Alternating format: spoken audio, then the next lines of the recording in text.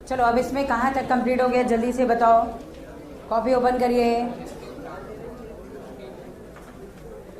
कहाँ तक? Active potassium transport mechanism complete. अच्छा, हेडिंग डलवाई थी, लो देखो।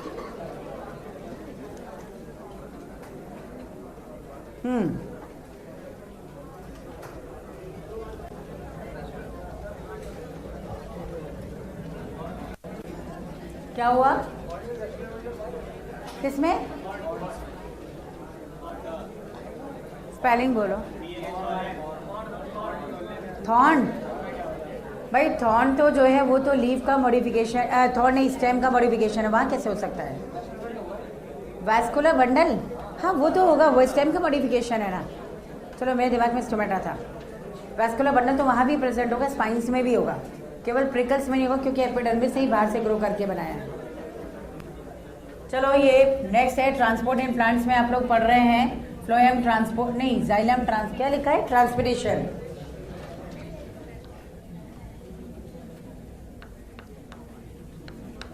Transport in plants. अब ये हेडिंग आप लोग मत डाले ना, अब तो पहले से ही डाले हुए हो। चलो इसमें आप पढ़ रहे थे ट्रांसपिरेशन, और ट्रांसपिरेशन में मैकेनिज्म आप पढ़ने जा रहे हैं।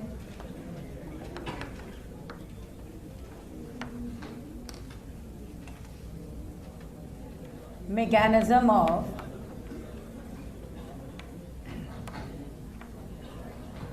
opening and closing of stomata.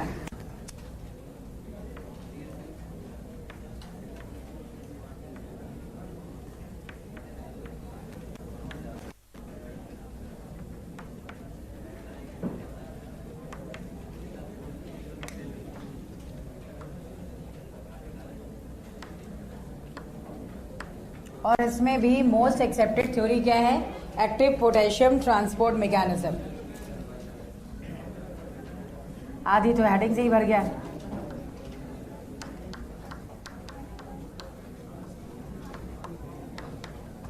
Transport mechanism,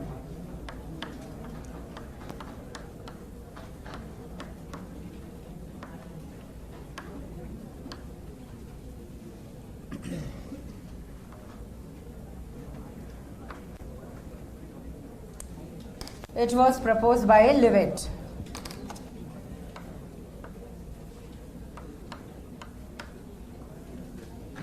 चलो सबसे पहले तो डायरेक्ट यहाँ पे मैकेनिज्म से ही पूछा गया है, यहाँ टिक करके डाल दीजिएगा नीट। अब मैं एक फ्लो चार्ट बनाने जा रही हूँ, काफ़ी मतलब थोड़ा सा लंबा होगा, तो आप लोग क्या करिएगा सीक्वेंस में इस तरह से बना करके नीचे की उसको टर्न कर दीजिएगा, है ना। कॉपी का साइज़ तो बढ़ा नहीं सकते हैं। चलो इसमें यहाँ से मैं बना रही हूँ in day time.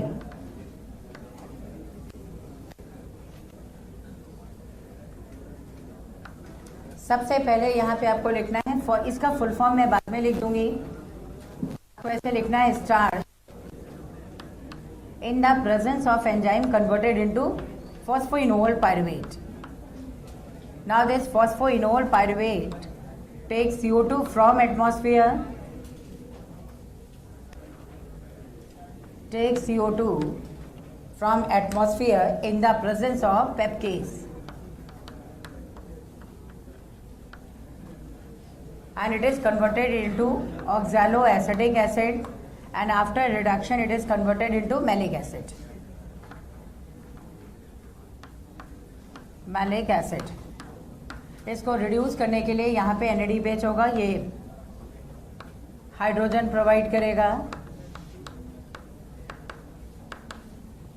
Now this malic acid is dissociated into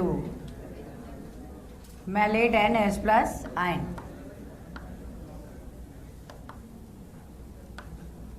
H plus ions. Now these H plus ion on the expense of ATP exchange with potassium. यहाँ पे K plus है, ये subsidiary cells है।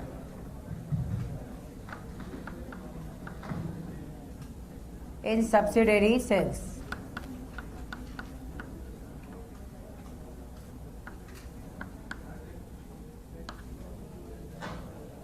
अब ये पोटेशियम मैलेट यहाँ से बना देगा, potassium malate. Potassium malate increases OP, osmotic pressure increase करेगा, वाटर एब्जॉर्प्शन ऑल्सो इंक्रीजेज,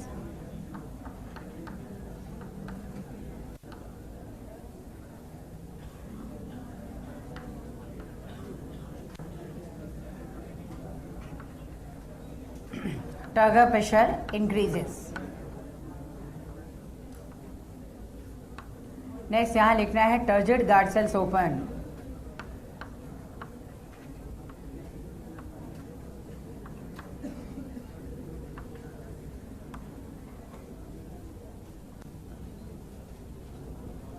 चलो ये स्टोमेटल ओपनिंग हो गई। देन क्लोजिंग में आपको लिखना है सेकेंड कंडीशन, इन guard cells during night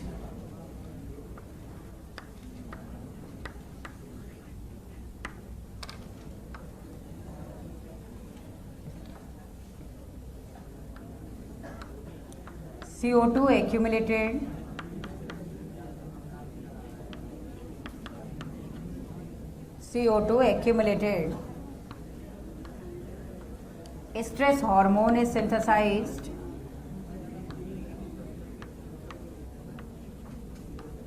stress hormone कौन सा होगा? ABA synthesized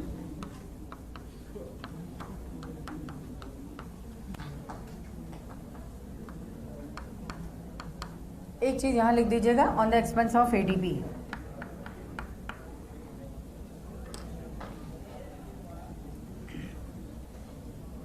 potassium intake stop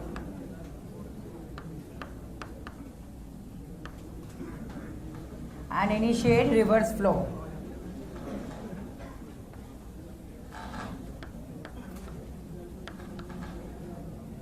Reverse flow of potassium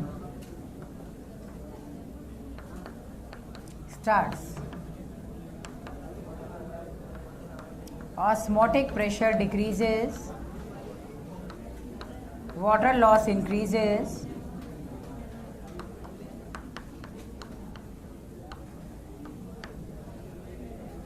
guard cells flaccid,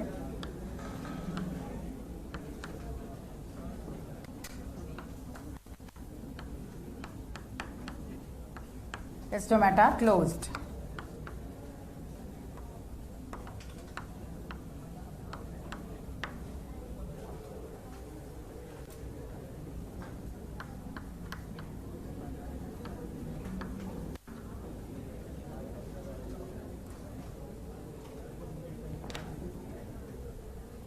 अब डायरेक्ट जो आपका इसमें से क्वेश्चन आया है वो पोटेशियम मैलेट पर है।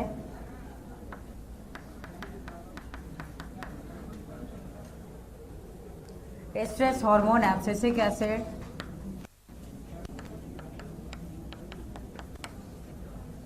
और ये इस प्रोसेस पे आया हुआ है, एक्टिव ट्रांसपोर्ट है।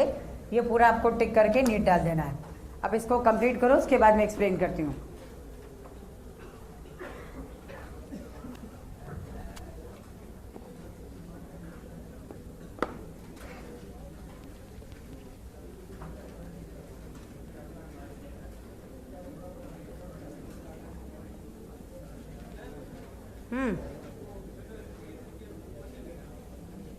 ये NADPH.H+ लिखते हैं।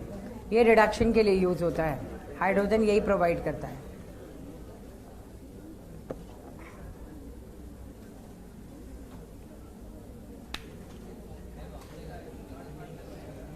क्या देखो एक मिनट, यहाँ लिखा है in guard cells during day first starch is converted into phosphoenol pyruvate. ये डिफरेंट एंजाइम की प्रेजेंस में है। एक मिनट मैं पूरा बता रही हूँ, इसको सुन लो।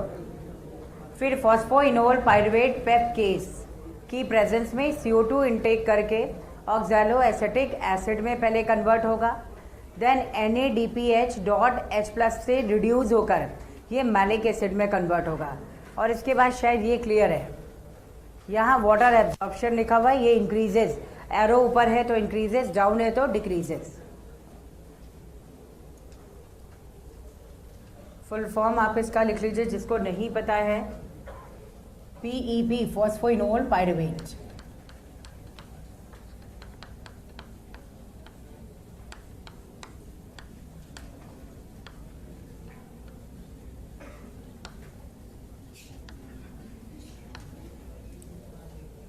ऑक्सैलो एसिटिक एसिड,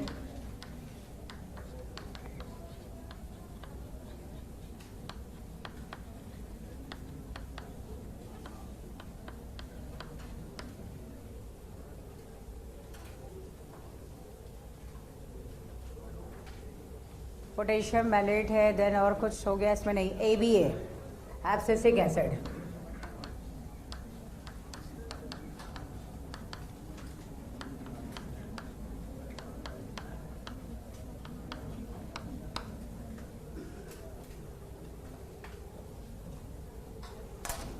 सुनो, देखो जैसे ही अगर हम लोग गार्ड सेल्स की क्लोजिंग और ओपनिंग की बात करते हैं तो ये पोटेशियम मैकेनिज्म इसके लिए रिस्पॉन्सिबल है। ये प्रोसेस एक्टिव होगा या पैसिव?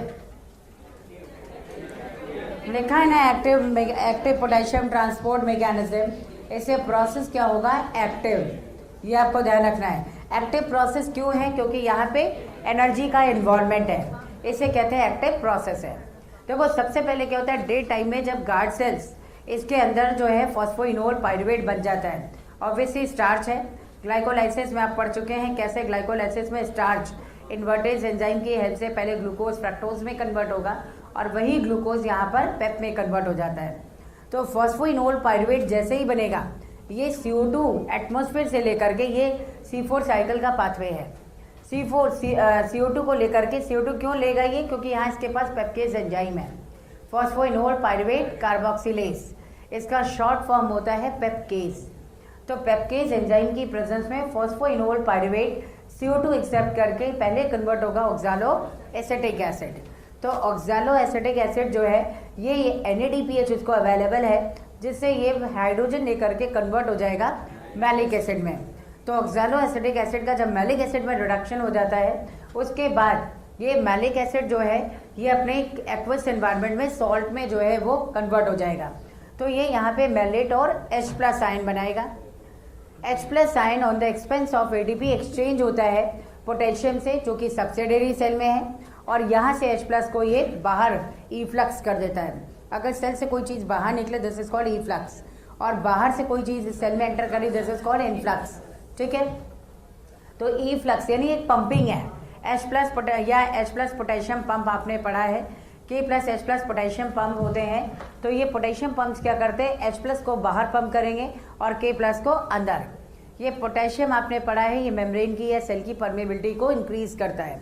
तो पोटेशियम जो है ये यहाँ पर मैलेट से रिएक्ट करके ऑस्मोटिक प्रेशर को इंक्रीज कर देगा। मतलब पोटेशियम मैलेट अगर सेल में बन गया है, ऑब्वियसली ऑस्मोटिक प्रेशर इंक्रीज हो जाता है। ऑस्मोटिक प्रेशर अगर इंक्रीज हुआ तो वाटर इनटेक इंक्रीज हो जाएगा।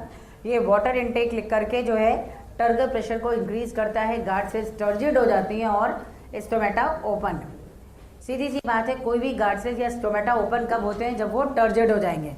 मैंने बताया था टर्जिडिटी के समय आउटर जो थिन मेम्ब्रेन है इलास्टिक है, वो तो बाहर की ओर जो है स्वेलअप हो जाएगी, और उसी का जो टेंशन क्रिएट होगा इनर वॉल पे, वो अंदर की ओर स्लाइड बेंड होगा और गार्ड सेल्स खुल जाएंगे। लेकिन टर्जिड होने के लिए ज़रूरी होता है कि उसका ऑस्मोटिक प्रेशर इंक्रीज हो। तो जब उसका ऑस्मोटिक प्रेशर ज़्यादा होगा तभी वो वाटर एब्जॉर्ब करेगा। क्वेश्चन ये है कि ऑस्मोटिक प्रेशर इसका ज़्यादा होगा क्यों? तो ये मैकेनिज्म है कि इसमें ऑस्मोटिक प्रेशर कैसे इंक्रीज हो रहा है। अगर फॉस्फोइनोल पायरुवेट बन चुका है तो ये एटमॉस्फेयर से CO2 का फिक्सेशन करके पेप्केज की प्रेजेंस में पहले कन्वर्ट हो जाएगा oxalo acetic acid and then reduce हो जाएगा मैलिक एसिड में। ये अपने आयंस में डिसोसिएट हो जाएंगे। तो आयंस में जैसे डिसोसिएट होंगे, अपने आप यहाँ पर H+ पोटेशियम पंप ये एक्टिव हो जाएगा और ATP कंज्यूम करके पोटेशियम को अंदर की ओर जो है पंप कर देगा और H+ को बाहर। ठीक है, यहाँ ATP का कंजप्शन है, that is why it is called active process. ठीक, अब यहाँ पे जो है पोटेशियम मैलेट ये बन गया तो ऑस्मोटिक प्रेशर इंक्रीज हो गया। यही मेन कंसेप्ट है कि ऑस्मोटिक प्रेशर इंक्रीज हुआ, अपने आप सेल में वाटर इनटेक इंक्रीज होकर के वो टर्जिड हुआ और गार्ड सेल्स ओपन।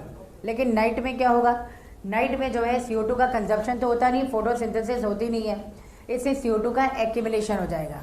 और CO2 का एक्यूमुलेशन होते ही ये क्या है, स्ट्रेस कंडीशन है ना। किसी भी स्ट्रेस कंडीशन में, चाहे वाटर क्राइसिस हो या फिर जो है क्या कहते हैं एक्सेसिव वाटर हो, या फिर यूँ कह सकते हो कि CO2 का एक्यूमुलेशन हो जाए, कोई भी स्ट्रेस कंडीशन है, उसमें एब्सिसिक एसिड सिंथेसाइज हो जाता है। एब्सिसिक एसिड क्या है, ग्रोथ इनहिबिटर है, स्ट्रेस हार्मोन कहते हैं इसको। ये जो है जब सिंथेसाइज हो जाएगा तो न केवल पोटेशियम का इंटेक इनहिबिट करेगा, बल्कि ये रिवर्स फ्लो कर देता है, यानी पोटेशियम फिर से जो है वो बाहर की ओर इफ्लक्स हो जाएंगे। उससे क्या होगा, osmotic pressure decrease. Osmotic pressure decrease होते ही अपने आप वाटर लॉस होगा और गार्ड सेल्स क्या हो जाएंगी, फ्लैसिड हो जाएंगी, श्रिंक हो जाएंगी, वापस से अपनी ओरिजिनल पोजीशन पे आ जाएंगी। इसी को कहते हैं यहाँ पर गार्ड सेल्स की क्लोजिंग हो गई। ठीक, तो गार्ड सेल्स की ओपनिंग के लिए रिस्पॉन्सिबल कौन है, पोटेशियम मैलेट, और गार्ड सेल्स की क्लोजिंग के लिए रिस्पॉन्सिबल कौन है, ABA, एब्सिसिक एसिड और स्ट्रेस हार्मोन। आपसे डायरेक्ट क्वेश्चन पूछा गया है कि यहाँ स्ट्रेस हार्मोन कौन सा होगा, ऑब्वियसली एब्सिसिक एसिड। एक क्वेश्चन पूछा गया which is responsible for opening of stomata, potassium malate. ये प्रोसेस एक्टिव है, पैसिव है, या कोई भी हो सकती है, it is always active process. ठीक है, हमेशा एक्टिव प्रोसेस होगा।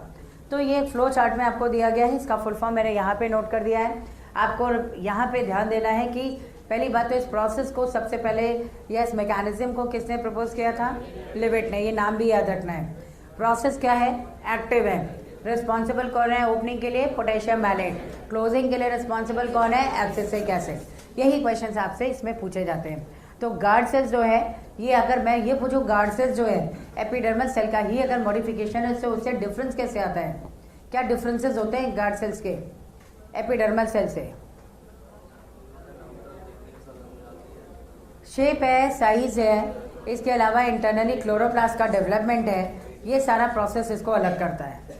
ठीक है, चलो अब ये मेरे ख्याल में शायद आपको समझ आ चुका है। जो भी आपके क्वेश्चन है हाथ खड़े करो फटाफट और क्वेश्चंस पूछो अपने। हाँ, क्या एब्सिसिक एसिड तो अपने आप सिंथेसाइज होगा, उसके लिए कोई ADP का कंजप्शन नहीं। हाँ, जो पंपिंग होती है वहां पर ADP कंज्यूम करेगा। भाई देखो, अगर एब्सिसिक एसिड सिंथेसाइज होता है तो पहले तो पैसिवली मूव कर जाएगा, क्योंकि पोटेशियम यहाँ एक्यूमुलेटेड है, तो पोटेशियम बाहर निकल गया। यहाँ प्रोसेस आप एक्टिव नहीं कहेंगे, क्योंकि इसको पंप करने की जरूरत ही नहीं है। पंपिंग तब होती है जहाँ पे किसी पर्टिकुलर चीज़ का एक्यूमुलेशन हो। ये तो अलॉन्ग कंसंट्रेशन ग्रेडियंट मूव कर जाएगा, वहाँ नहीं होगा। ठीक है, चलो और क्वेश्चन। आपको ओवरऑल ओपनिंग क्लोजिंग बताना है, कैसा प्रोसेस है। ओपनिंग जो है वो एक्टिव प्रोसेस है। ठीक है, चलो ये तो हो गया स्टोमेटा की क्लोजिंग और ओपनिंग। अगर यहाँ ट्रांसपिरेशन हम लोग कह रहे हैं, तो ट्रांसपिरेशन का सिग्निफिकेंस क्या है, क्या इंपॉर्टेंस है ट्रांसपिरेशन की प्लांट्स के लिए। हाँ, एक तो कूलिंग इफेक्ट देता है या टेम्परेचर रेगुलेशन करता है। दूसरा एसेंट ऑफ सैप, जो भी वाटर मिनरल एब्जॉर्ब्ड है ना, इन सबको अप साइड में ट्रांसपोर्ट करता है। और थर्ड होगा absorption rate by roots, roots के थ्रू एब्जॉर्प्शन रेट को भी इंक्रीज करता है। यानी अगर ट्रांसपिरेशन नहीं होगा तो एब्जॉर्प्शन भी नहीं होगा, एसेंट ऑफ सैप भी नहीं होगा, और इसके अलावा कूलिंग इफेक्ट भी नहीं होगा। सारी चीज़ एक दूसरे से अफेक्टेड है। ठीक है, तो ये सिग्निफिकेंस आप लोगों ने लिखा है, लिख लिया है। आप एक चीज़ नोट करो, लो जरा मुझे कॉपी दो। ठीक है, चलो तो ये जो है यहाँ पर सबसे पहले इसकी इम्पोर्टेंस क्या है ये भी आपको ध्यान रखना है। कूलिंग इफेक्ट देता है, एसेंट ऑफ सैप होगा, और इसके अलावा जो है ये cooling effect, ascent of sap and absorption by roots, इनको इफेक्टेड करेगा। एक स्टेटमेंट दिया गया है कि ट्रांसपिरेशन अगर ना हो, ये नेसेसरीएबल है ना, या अनअवॉइडेबल फिनोमिना कहा जाता है। रीज़न क्या है, अगर ट्रांसपिरेशन ना हो तो ये अदर प्रोसेस के लिए मिनरल्स अवेलेबल नहीं करा पाएगा। ट्रांसपिरेशन को और फोटोसिंथेसिस को कहा गया है कि transpiration and photosynthesis are compromise.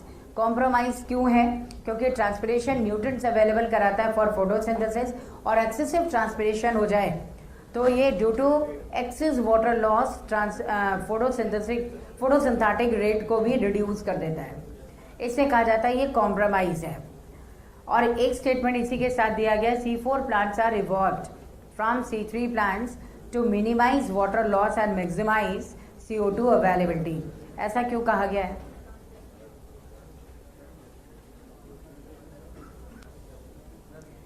हाँ हाँ, जो देखो C4 प्लांट्स में जो CO2 फिक्सर है, फर्स्ट जो CO2 को फिक्स करता है वो है फॉस्फोइनोल पायरुवेट या पेप। और पेप की CO2 के लिए एफिनिटी किससे? RuBp से। पेप की CO2 के लिए एफिनिटी RuBp से ज़्यादा है। इसका मतलब यह है कि एटमॉस्फेयर में CO2 कितना भी कम होगा, फॉस्फोइनोल पायरुवेट जो है उसको कैप्चर करके फिक्स कर देगा। लेकिन अगर एटमॉस्फेयर में CO2 कम है तो RuBp उसको जो है फिक्स नहीं कर पाएगा, क्योंकि RuBp या C3 प्लांट्स के लिए जो यहाँ पर CO2 कॉम्पनसेशन पॉइंट है वो 25 to 100 ppm है। कम से कम इतना CO2 हो ही हो तब जा करके वो CO2 का फिक्सेशन करेगा। लेकिन जो C4 प्लांट्स हैं इनके लिए 2 to 10 ppm भी अगर CO2 एटमॉस्फेयर में है तो भी ये जो है CO2 को फिक्स कर सकते हैं। इससे CO2 की अवेलेबिलिटी तो बढ़ गई ना।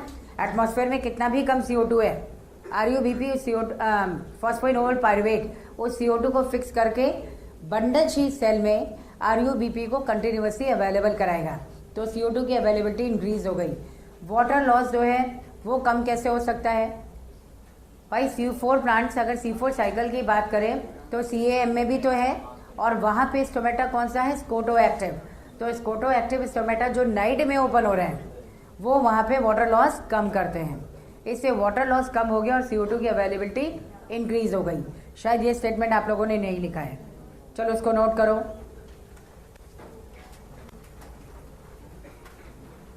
आप लोगों ने अनअवॉइडेबल फिनोमेना स्टेटमेंट लिख लिया है? ये भी नहीं लिखा है, चलो लिखो। यहाँ पे साइंटिस्ट का नाम डालना है, एक स्टीवर्ट थे, दूसरे Curtis. Stewart and Curtis. According to Stewart, transpiration is unavoidable phenomena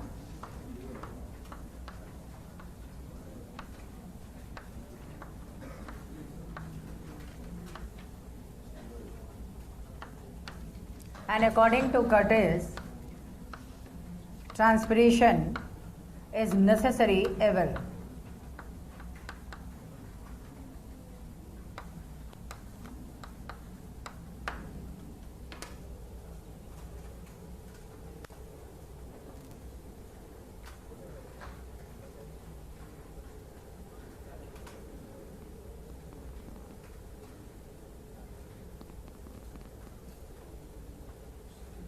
अब आपको इसका रीजन लिखना है नेक्स्ट।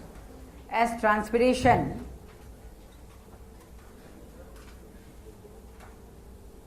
ये दोनों स्टेटमेंट कंप्लीट लिखो, नोट करो फिर fast. As transpiration is responsible for, as transpiration क्या लिखा है? As transpiration is responsible for water absorption, comma ascent of sap, comma cooling effect,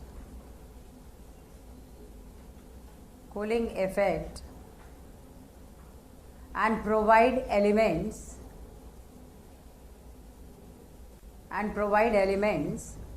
for different chemical reactions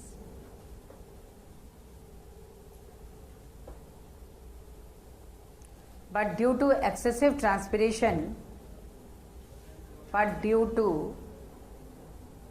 fast हो गया, चलो इसको कंप्लीट करो।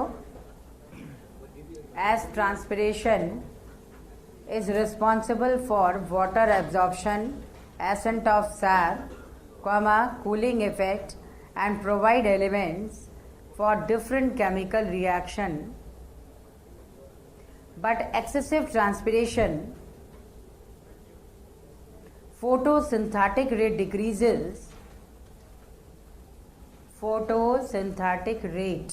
decreases,